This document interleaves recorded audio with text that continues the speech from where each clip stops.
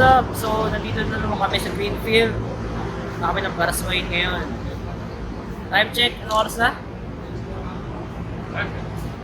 Past 6 a.m. Late na kami. Wala pa rin si Carlo. So, ayan. Okay, breakfast muna.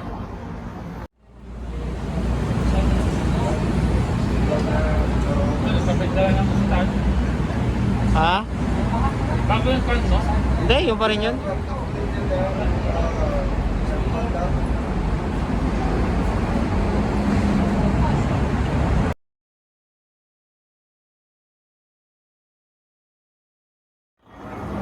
Okay, paalis na kami. Time check, anong oras na Carlo? Wait lang. Breakfast pa kami. Time check, 6:56, sakto lang. Okay, 7 o'clock. Okay, see you. Okay, let's go.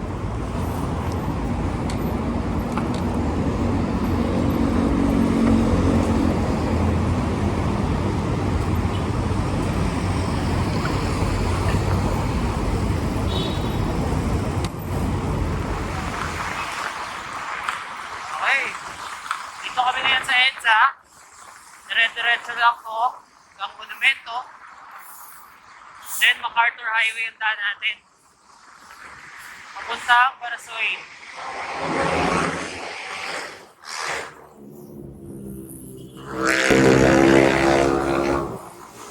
Kasi maganda panahon ngayon. Last time kasi umuulan na nagboso-boso kami. So sana magtuloy-tuloy ito.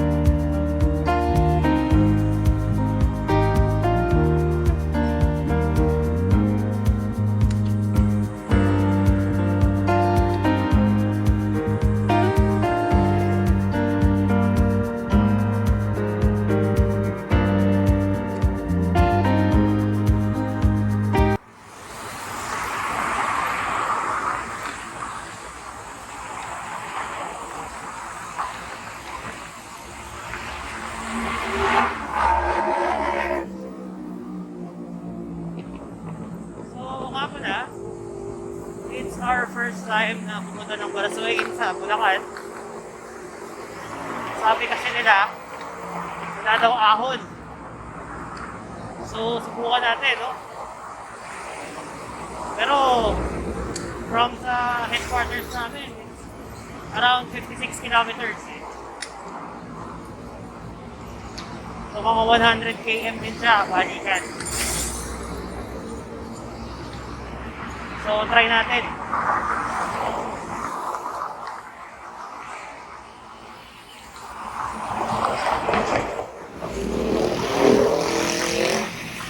So, nandito na kami sa Trinoma. Lapit na kami sa SM North. Hinto muna kami sa set para tignan yung ruta natin.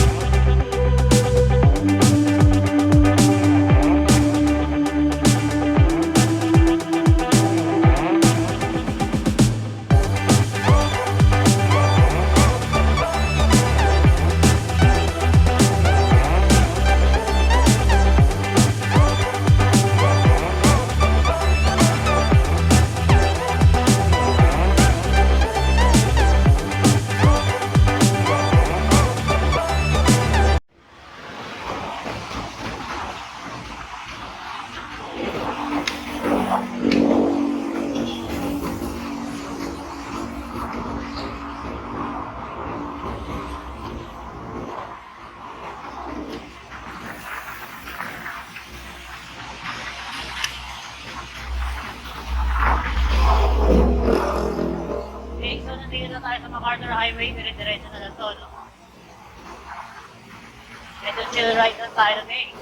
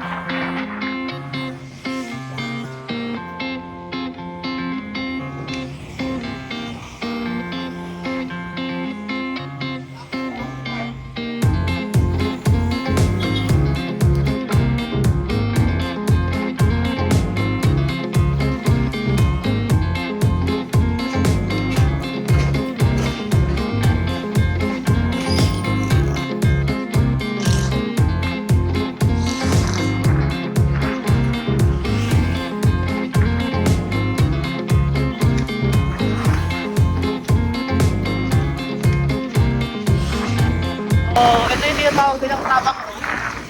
25 kilometers to, no? Paglabas. Then, tatahakin na siguro natin yung Bulacan.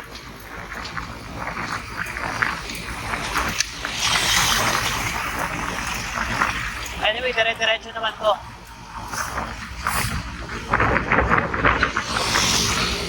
Medyo chill ride lang tayo today, guys. Kasi napasabak tayo last time.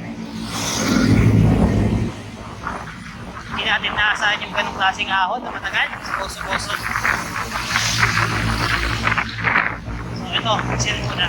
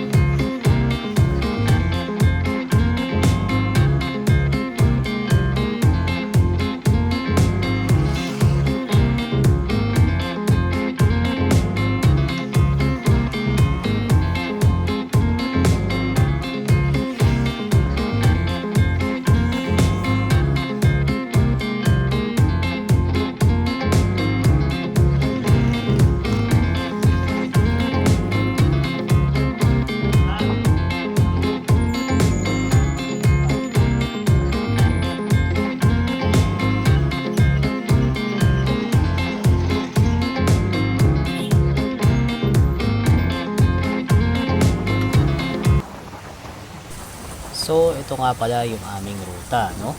Nagsimula kami sa aming headquarters sa Greenfield District. Tinahak namin ang EDSA patungong Monumento. And then, kumanan kami padiretsong Valenzuela. Dire-diretso ito papuntang May Kawayan. And then, Marilao, Bukawi, Giginto hanggang Malolos kung nasaan ang Barasoain Church. So, ang total nito ay 46.8 kilometers. So, almost 50 na rin, no? Kasi galing pa kami sa aming mga bahay. So, kung balikan, 100 kilometers din ito. So, sulit na rin, di ba? Wala naman masyadong ahon. So, medyo chill lang.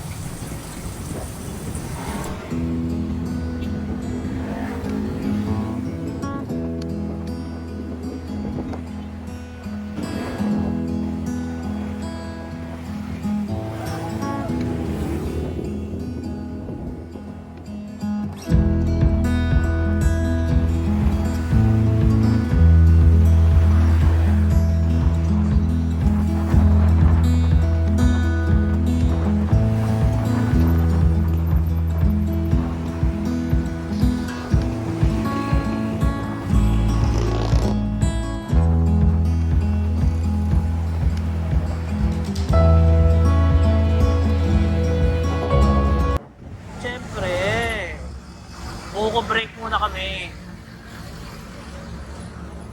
Mga 25 kilometers pa itatahakin namin. Dito pa rin kami sa Balanswela. Buko tayo muna. So, konting etymology muna tayo, no? Ano ba ang ibig sabihin ng Barasoain? According to some people who see the relevance of the name Barasoain in the revolution, the word Barasoain came from the term Baras ng Suwain, which means dungeon of the defiant. It may be seen that Barasoain is the town of the nationalistic Filipino fighting against the foreigners who oppressed the nation. However, according to Jose P.W. Tantoco, the former president of Bulacan Historical Incorporated, the name Barasoain came from the missionaries in this town who came from a similarly named town in Spain. The town of Barasoain in Spain is located in the district of Navarra. Siyempre, galing yan sa Google. Salamat! Nandito na kami sa May Kawayan, Bulacan. Medyo dire-diretso pa ng konti para makapunta tayo ng Malolos. And nandun na yung Barasoain. So, let's go! At ayun na nga, inabutan na kami ng ulan. Medyo silong muna, basang-basa na kami. Lapit na kami. Pero safety muna, sumilong na rin yung ibang bikers eh. Kaya ano kayo? Kaya yung extra face mask, balaba ko na lang mga.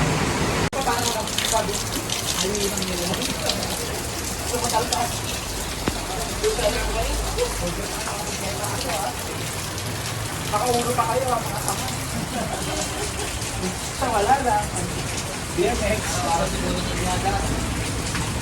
Ako din siya ako dito.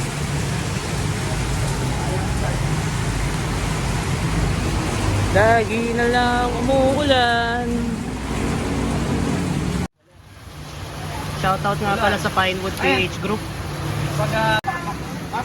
Shoutout nga pala sa Pedal Pals. On the way kami ni Carlo and Kim sa Barasoain Church. Kaso ayun na nga, umulan. Ride safe. Okay, let's go. Wala nang ulan. Laban na ulit.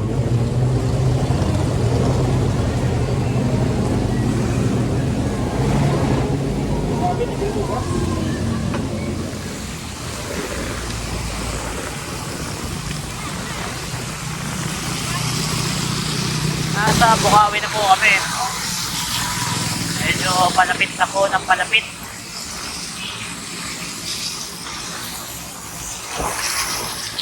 Tungo sa aming destinasyon.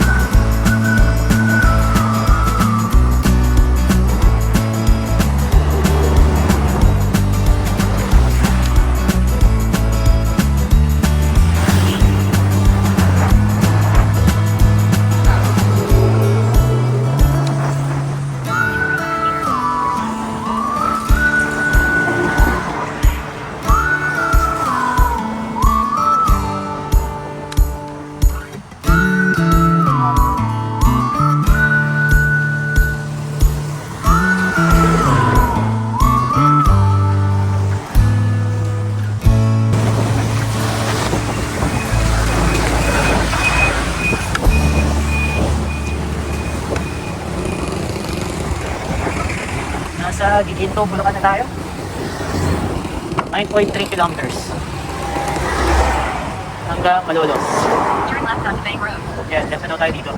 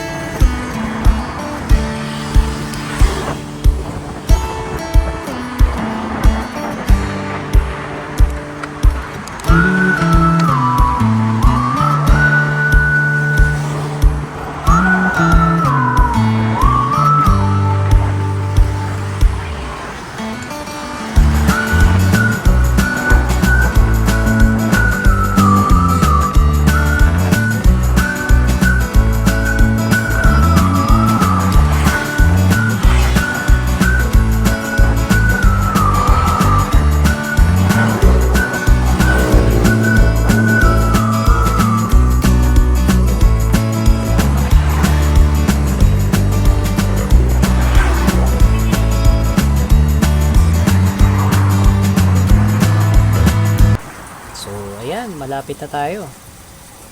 Buti na lang nakarating kami ng safe at medyo nawala na yung ulan. Medyo gutom na kami itong part na ito. So daan lang kami ng simbahan saglit, then hanap kami ng kakainan.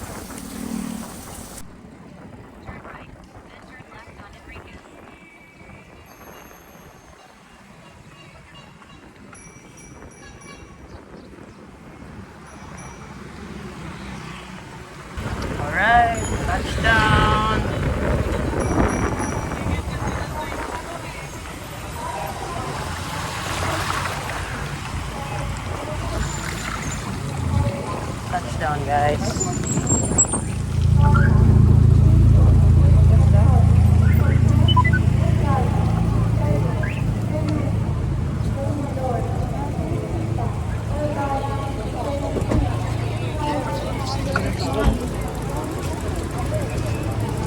Sunday eh. Kristo, kaawaan mo kami. Panginoon, kaawaan mo kami. Panginoon, kaawaan mo kami.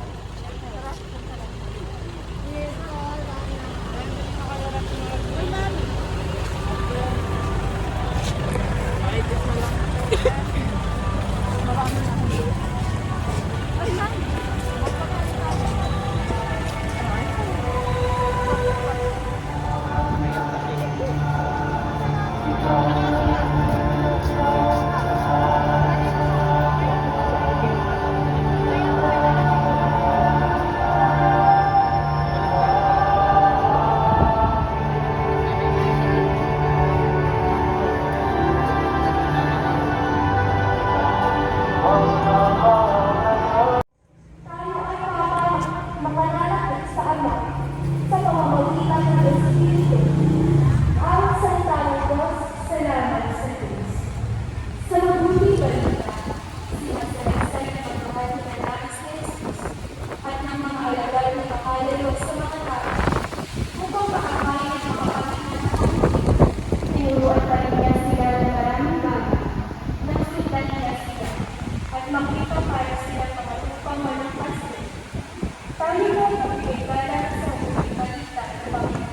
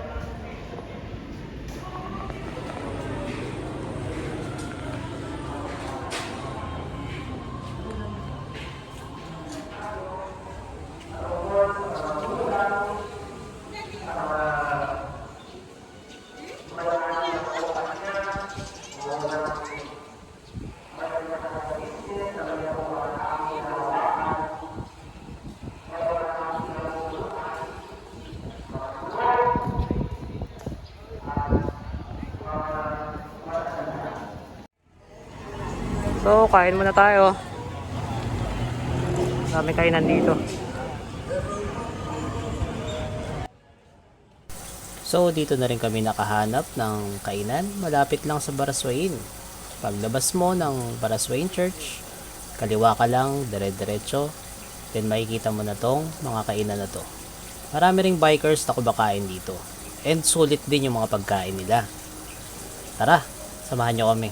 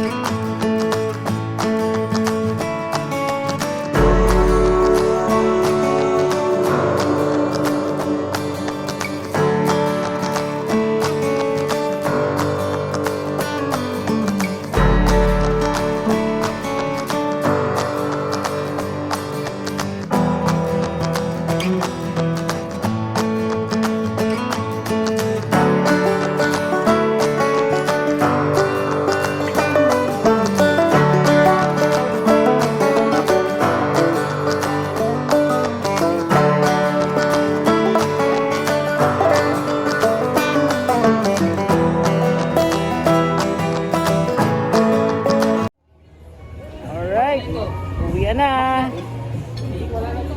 Meron naman pamalitan ng plato. So ayun, nakakain na kami. Andito pa rin kami sa Malolos. So pauwi na kami. Hindi ko na i-video kasi ganun din naman yung daan. Alright, so thank you for watching. Have a great day.